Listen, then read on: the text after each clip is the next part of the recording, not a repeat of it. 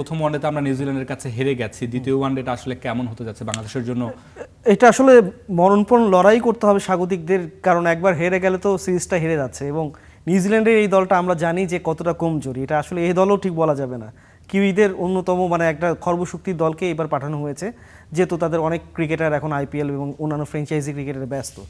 বাংলাদেশের আসলে শুরুই করেছিল এই সিরিজটা খুব ফেভারিটের ভঙ্গিতে, বা নামের কারণে, এক্সপিরিয়েন্সের কারণে। এক একজনের আমরা যদি দেখি সবগুলো টালি যোগ করলে 700-র উপরে আন্তর্জাতিক ম্যাচ বাংলাদেশের, সেখানে নিউজিল্যান্ড হয়তো বা এই টিমটা যোগ করলে 100 সামথিং বা 150 সামথিং হবে, যদি ভুল না করে থাকি। তো এক্সপিরিয়েন্সের দিক থেকে বাংলাদেশ এতটা এগিয়ে ছিল যে প্রথম ম্যাচটা হারাটা অনেককে বিস্মিত করতে পারে, কিন্তু নিউজিল্যান্ড কিন্তু তাদের কাজটা করেছে। এখন বাংলাদেশের আসলে সামনে এগিয়ে যাওয়া ছাড়া কোনো উপায় নেই। এই ম্যাচ হারলেই এক ম্যাচ আগেই তো একরকম সিরিজটা খুইয়ে বসবে, এবং তখন হোয়াইট ওয়াশের আতঙ্কটা তারা করে মেহেদী মিরাজকে। শক্তিমত্তার কথা বলছিলেন, বাংলাদেশ নিজেদের ঘরের মাঠে খেলছে, সেই সাথে ক্রাউডের তো শক্তিমত্তাটা আছেই বাংলাদেশে। হ্যাঁ, সেটা সবসময় থাকে, কিন্তু একটা কথা আছে না যে শুকনো উঠোনে হঠাৎ করে পেছল খাওয়া। নিজের চেনা মাঠ, হাতের তালুর মতো চেনা মাঠ, উইকেট সবই আমরা জানি, কিন্তু গত কিছুদিন যদি ওয়ানডে পারফরমেন্সটা দেখেন, সেখানে নিজের মাঠটাও খুব অচেনা পারফরমেন্সে যেন বাংলাদেশকে খুব অনুপ্রেরণা যোগাচ্ছে। আমরা এই উইকেটটা দেখেছি যে দ্বিতীয় ইনিংসে বেশ ভাঙতে, একটু উইকেটে ভেরিয়েবল বাউন্সটা ঠিক নেই, টু পেস্ট উইকেটে যেটা হয় মিরপুরের চিরাচরিত, সেটা একটু ছিল। কিন্তু যেভাবে বাংলাদেশ আত্মসমর্পণ করলো মাঝের দিকটায় গিয়ে, এইটাও যদি অ্যাডজাস্ট না করতে পারে এত বছর ক্রিকেট খেলে, তাহলে আসলে এই ক্রিকেট সামর্থ্যকেই আবার প্রশ্নবিদ্ধ করার জন্য ক্রিকেটারদের পারফরমেন্সই যথেষ্ট। এটার জন্য শুধুমাত্র সমালোচনাই যথেষ্ট না, নিজেদের কোয়েশ্চেন নিশ্চয়ই এতগুলো উঠে গেছে। এখন হৃদয়, আফিফ, এনাদের সবাইকেই আসলে বুঝতে হবে এবং জানান দিতে হবে যে এটা that was an accident first match. যদি সেটা করা যায় তাহলে খুব ভালো, সিরিজটা বাংলাদেশ খুব ভালো মতো ব্যাক করবে।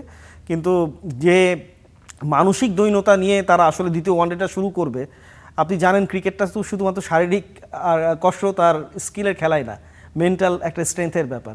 ওই জায়গাতে যদি দেখি তাহলে বাংলাদেশ মনে হয় একটু পিছিয়ে থেকে এই ম্যাচটাতে নামছে। হয়তো বা এটা একদিক দিয়ে ভালো, গত ম্যাচে যেগুলো হুটহাট অনেকগুলো ভুল হয়েছে সেটা হয়তো বা একটু কমে আসবে। নাজমুল শান্তকে নিয়ে কি বলবেন? অনেকদিন ধরে রানে নেই, তাকে কি আসলে দ্বিতীয় ওয়ানডের একাদশে দেখছেন কিনা? আমি দেখছি, দেখার কারণও আছে, কারণ হ্যাঁ, খারাপ ব্যাটসম্যান, কিন্তু আপনি এখন এই জায়গায় অন্য কোন ব্যাটারকে দিয়ে রিপ্লেস করবেন?